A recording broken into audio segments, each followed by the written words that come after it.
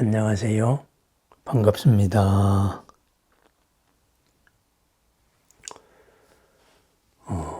이제 관세음보살 보문품을 회양하면서 이 관세음보살 보문품에 등장하는 새 보살에 대해서 생각해 봅니다.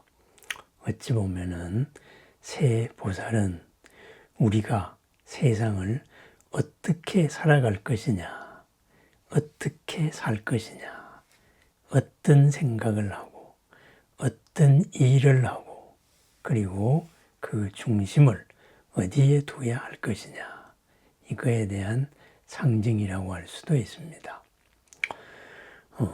경의 시작에서 부처님께 묻는 주인공은 무진의 보살입니다. 무진의, 한자로 말하면은 다함이 없는 뜻, 그죠? 한량 없는 생각이죠. 한없는 생각을 가진 존재가 세상의 소리를 보는 사람은 어떻게 살 것이냐, 어떻게 살고 있느냐, 관세음에 대해서 묻고, 그리고 마지막 회양을, 그것을 확인하는 말을 지지보살, 대지의 모든 공덕을 떠받치고 있는 자, 이 땅을 유지하는 자, 나를 유지하는 자의 이야기로 이렇게 회양을 합니다.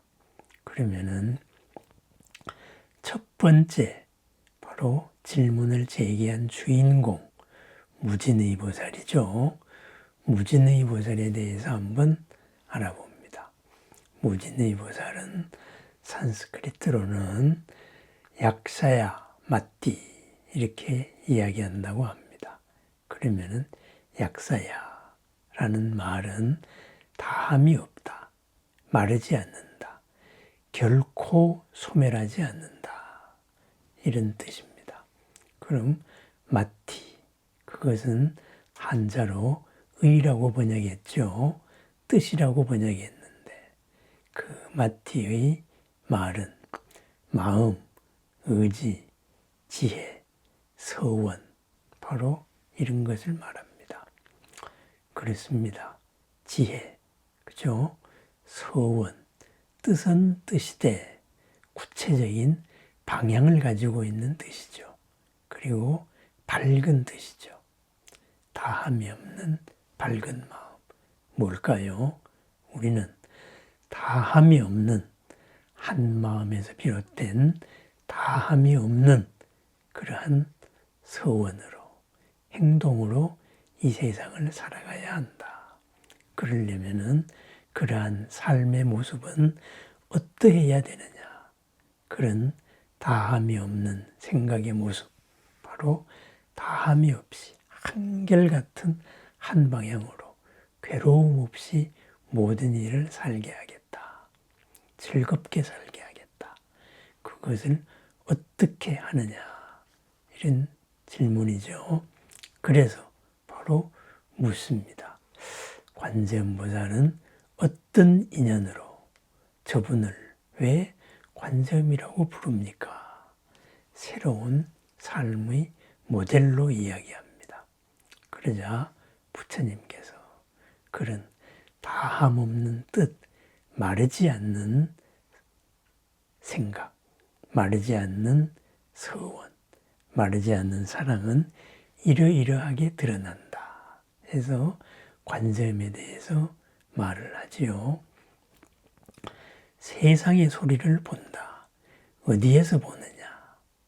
그래서 7가지 재난과 3가지 독과, 그리고 사람들이 간절히 대표적으로 가지고 있는 소원들을 이야기합니다. 그러한 데에 담긴 모든 그러한 마음을 보고 그 마음을 꽁꽁 묶고 있는 그러한 매듭, 갈등, 한계를 풀어준다. 거기서 평안을 얻게 한다. 이렇게 이야기합니다. 불이나 물이나 바람, 그리고 칼이나 이런 형벌, 또는 야차나 나찰이나 이런 귀신 같은 보이지 않는 여러 두려움들, 그리고 꽁꽁 묶이게 되는 상황들, 그죠? 족쇄, 이런 것이죠. 그리고 원적들, 나의 것을 빼앗아가려는 그런 원한에 가득한 이들, 이러한 이들과 음욕과 그리고 썩냄과 어리석음, 그리고 자녀를 비롯한 우리들이 간절히 원하는 이런 순간순간의 소원들, 이 모든 것에서 그 소리에 담긴 사연을 알아서 바로 즐거움을 얻게 한다. 어떻게 얻게 하느냐? 32가지의 모습으로서 얻게 한다. 그 32가지 모습, 32응신이지요. 바로 부처님으로부터 존재하는 모든 모습, 마침내는 집금강신, 누구나 부서짐이 없는 금강의 몸으로서 나타난다. 그리하여서 나타난다. 그것이 바로 관세음의 살아가는 모습이다. 바꾸어 말하면 마르지 않는 샘과도 같은 우리들의 서원이 삶의 현장에서 구체적으로 드러나야 할 모습이다. 이렇게 이야기합니다. 그래서 이것을 한마디로 요약을 했을 때 뭐냐? 시무외자, 모든 상황에서 두려움 없음을 주는 자. 그렇습니다. 모든 상황에서 용기를 주는 자. 두려움이 없다. 걸림이 없는 거지요. 그죠? 있는 그대로의 모든 것을 드러내는 그런 모습입니다. 그러면은 이것을 비유를 하자면은 뭐가 될까요? 바로 물에 비유를 했을 때, 그죠? 마르지 않는 샘물, 무진의 보살이죠. 그러면은 이 마르지 않는 샘물은 어떻게 그 샘물이 공덕을 펴야 할 것이냐 했을 때 시방의 모든 곳에 필요한 모든 곳에 그 샘물이 드러나야 합니다. 그것이 뭐냐? 바로 자비, 관세음으로서 드러난다. 그러면은 무진의 보살이 다함없는 뜻, 다함없는 발심, 다함없는 서원을 이야기한다면 관세음의 32가지 모습은 그 자비의 실천이 됩니다. 척박한 이 세상에 법의 단비가 되어서 모든 곳에 아낌없이 그 감로의 비를 뿌려 내립니다. 사랑을 내립니다. 그렇다면은 이러한 관세음의 연민이 바로 드러나는 자리. 어디서 드러날까요? 허공에서 아무리 이런 좋은 말이 펼쳐지더라도 있는 그 자리에서 드러나야 합니다. 그것이 뭐냐? 그것이 바로 우리들이 형체적으로 몸을 담고 있는 대지입니다. 대지, 그 대지는 지지보살, 지지 했을 때 모든 뜻을 함유한 총지이기도 하고 모든 공덕을 함유한 땅이기도 하다. 이렇게 이야기했습니다. 그렇습니다. 그러한 단비가 내려지는 곳이 어디냐? 바로 나라는 땅입니다. 나라는 삶의 현장입니다. 이러한 서원이 그리고 관세음의 자비가 받아들이고 바로 싹 틔우고 꽃 피워야 할 자리, 그것이 바로 땅, 지지보살입니다. 지지보살이 이러한 것을 알아차리면은 이로움이 적지 않겠습니다. 이렇게 이야기했습니다. 하늘에서 끝없는 단비가 바로 내립니다. 그 단비를 받아낼, 단비를 받아서 바로 싹을 틔워낼 땅이 필요합니다. 내가 관세음의 무진의의 서원을, 관세음의 연민을 내가 지지보살이 되어 내 땅에서 모두 받아들여서 내 삶의 열매로 이렇게 드러내는 이러한 과정, 이것이 바로 보문품이 말씀하는 이 세 보살의 이야기입니다. 바꾸어 말하면 우리 자신의 모습이기도 합니다. 다시 한번 비유를 들어봅니다. 무진의 보살, 깊은 산속의 나의 모든 일렁이는 이런 생각 밑에 있는 마르지 않는 그러한 샘물입니다. 마르지 않는 우물, 청정한 우물입니다. 위로 스쳐 지나가는 모든 것에 관계없이 항상 내 마음속 깊은 우물입니다. 무진의 보살이죠. 다함 없는 뜻이 다함 없는 공덕으로 드러날 수 있는 나의 샘물입니다. 그 샘물을 관세음보살이 깃습니다. 길어서 끄집어내는 그런 손길이지요. 그죠? 내 마음속에 공덕을 바로 이끌어내는 손. 그래서 그것을 필요한데 뿌려주는 손. 어찌 보면은 농부의 손이라고 할 수 있습니다.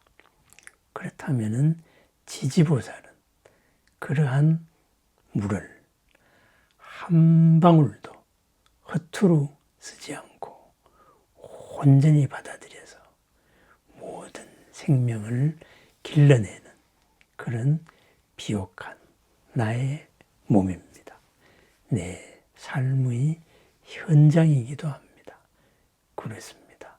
시방에 가득 찬 모든 공덕은 나로부터 비롯되어서 드러납니다. 발언을 하고 거기에 담긴 수많은 공덕을 이 몸이라는 나의 삶의 현장으로 드러냅니다. 나의 삶으로서 드러나지 않았을 때 그것은 그냥 아름다운 관념에 불과합니다. 그것은 나의 삶의 고를 해결하지 못합니다. 은행돈을 아무리 세워봤자 그것은 은행돈일 뿐입니다. 나의 있는 이 자리에서 드러내라. 어떻게 드러내느냐? 항상 함께하고 있는 그러한 님들이 있다. 내 마음의 깊은 우물 속에 참다운 지혜와 공덕을 끄집어내어서 드러내어서 나로부터 실천하는 이러한 삶, 바로 관세음과 함께하는 삶이고 나를 통해 드러나는 관세음이자 나를 통해 드러나는 무진의 그리고 지지보살이기도 합니다. 그리하여서 우리는 법계의 주인공이 된 천상천하 유아독존 진정한 자존 모든 가치가 나로부터 비롯하고 모든 공덕이 나로부터 흘러 넘치는 자유와 자제의 삶을 살아갑니다. 관세음보살 보문품 세상의 모든 소리에 모든 문으로 드러내는 공덕을 드러내는 가르침 두려움 없음을 드러내는 가르침 그 보문품을 회양하면서 나의 모습을 살펴봅니다. 마르지 않는, 꺾이지 않는, 다함이 없는 뜻을 가지고 마주하는 모든 인연에서 나는 두려움 없음을 주어서 내 모습을 보느니 내 이름을 듣는 이는 해탈을 얻고 그리고 모든 두려움에서 벗어나는 곧 해탈을 얻는 공덕의 주인공이 되는 그러한 나의 삶, 바로 보문품의 가르침입니다. 나로부터 비롯되는 두려움 없음, 거기에서 모든 공덕은 비롯됩니다. 무진의로서, 관세음으로서, 지지보살로서 당당한 나의 자존을 드러내고 펼쳐내는 두려움 없는 오늘 하루, 모든 공덕이 드러나는 오늘 하루를 축원합니다. 이 몸으로 드러나는 관세음의 지혜와 공덕을 축원합니다. 감사합니다.